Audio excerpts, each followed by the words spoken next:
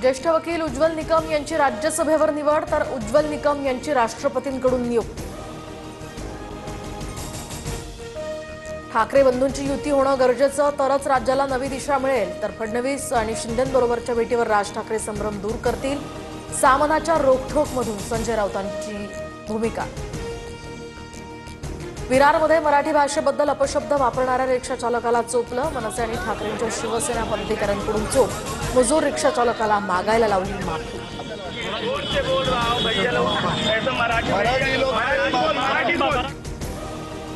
Ajit पवारांकडून Hinjawadi metro स्थानकाची पाहणी। रस्त्याच्या बाजूला पर्यायी जिना तयार करा, कॉस्ट वाढू द्या। पीएमआरडीए आयुक्तांना अजित पवारांच्या सूचना। 9 जुलैला झालेल्या पावसामध्ये नागपूरकरांचे मोठे हाल। नालेसफाई झाली तरी सुद्धा शहरामध्ये पाणी कसं गेलं, नितीन गडकरींचा महापालिका अधिकाऱ्यांना सवाल। ठाकरे बंधू एकत्र येण्याआधी राज ठाकरेंची राजकीय कवायत। राज ठाकरे पदाधिकाऱ्यांच्या मनातल्या भावना जाणून घेणार। इगतपुरीमध्ये राज ठाकरेंच्या उपस्थितीत उद्यापासून 16 जुलैपर्यंत मनसेचं शिबिर। पैशांसाठी काही अडलं असं समजण्याचं काहीच कारण नाही। पैसे देणारे आम्हीच आहोत, त्यामुळे एखादी बॅग तुमच्याकडे पाठवून देऊ, अशी संजय शिरसाट यांची मिश्किल टिप्पणी।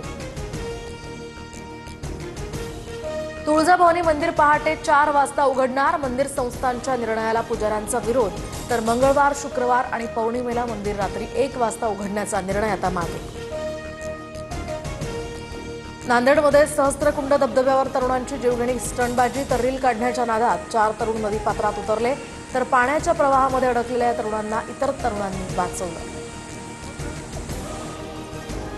मुंबईला पाणी पुरवठा करणाऱ्या 7ही धरण क्षेत्रामध्ये दमदार पाऊस। जोरदार पावसामुळे समाधानकारक जलसाठा।